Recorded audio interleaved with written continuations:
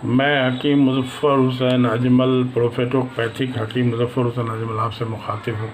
अभी 4-5 दिन पहले पेपर में देखे थे कि वर्ल्ड ग़ज़ा दिवस मनाया जा रहा है, माने वर्ल्ड फूड डे। तो इस लाइन में भी गाइडलाइन मौजूद है, हदीस का मफ़हूम है कि अल्लाह ताला अभी जो है दुनिया के ये किसी NGO ने इसका जो है बाज़ाब्ते कोई अमेरिकन कोई इंस्टीट्यूट ने इसका जो है दिया था डाटा कि 40% ग़ज़ा को हम लोग बर्बाद कर देते हैं। जितना ग़ज़ा बर्बाद होती है उतना ग़ज़ा को अगर बर्बाद होने से बचा लिया जाए तो भुखमरी का बहुत हिस्सा ख़त्म हो सकता है, जिसके बारे में हदीस में आता है कि कोई आदमी अगर अपनी ग़ज़ा का एक चावल बर्बाद करता है जान के, तो अल्लाह ताला उसके मुक़द्दर की रोज़ी से 70 हिस्सा को चावल को ख़त्म कर देते हैं।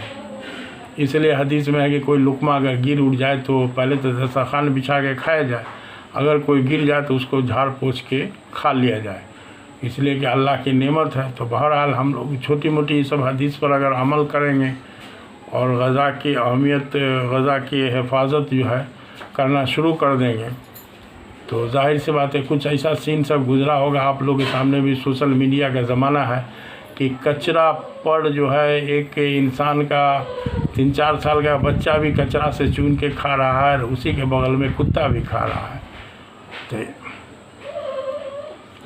ये सब सीन जो है वो हमारे घर में अनाज बर्बाद नहीं हो उसके लिए आपको जागरूक करने के लिए काफ़ी है। इस तरह का सोशल मीडिया का ज़माना है, बहुत ऐसा वाक़या है जिसको बयान करने लगे तो शायद घंटा भर में भी नहीं फरियादेगा। तो बहरहाल तो इस तरह का एक वाक़या है कि एक आदमी, एक अमिताभ बच्चन ने कुछ दिन पहले एक सीरियल कुछ एपिसोड बनाया था, आज की रात है ज़िंदगी। ग़ालिबन बहुत लोगों ने उसको देखा होगा। तो उसमें एक एपिसोड में ये था कि एक आदमी जिसको हार्डवेयर की दुकान थी, तो वो जो है अपने 4 चक्का गाड़ी से जा रहा था अपने घर, दुकान को बंद करके।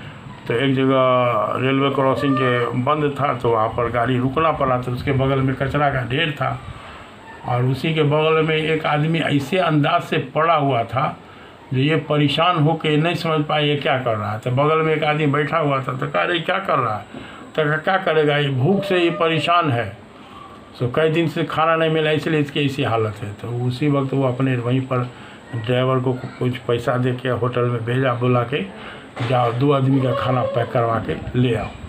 ला के उसको खिलवाया और रास्ते बड़ी बात उसके जहन पर हंट करता रहा। तो ये एपिसोड आप लोग देख सकते हैं, वो नेट पर होगा ही। तो बड़ा दर्दनाक है, इसमें बड़ी आंसू निकलने वाला है। तब उसके बाद उसने किया कि कल हो के माँ से खिचड़ी बनवाया एक देग और लेके स्टेशन पर पहुँच गया। जितना भी स्टेशन पर रहता है फ़कीर भूखा सब वो खिलाना शुरू किया। उसके बाद वो बोलता है कि हमको जो है वो मन हुआ कि इस तरह का हम एक तो कहने प्रोग्राम अपनी ज़िंदगी में शामिल करने के, रोज़ हम जो है कुछ भूखे गरीब को खाना खिलवावे। तो उसी के दुकान के आगे सामने फ्लाईओवर था, फ्लाईओवर के नीचे जो पुल के नीचे वाली जगह थी वहाँ पर इंतज़ाम बात किया, ये वो मतलब चूल्हा वूल्हा दिस दैट, और मज़दूर को रखा पकाने वाले को। तो भात दाल एक सब्ज़ी बेहतरीन से वहाँ पर लोग आके खाने लगे। तो कोई अखबार ये न्यूज़ चैनल वाला वहाँ पर जो पहुँचा था तो उसने बताया था कि यहाँ जो है ना ये बड़े इज्जत से खिलाते हैं।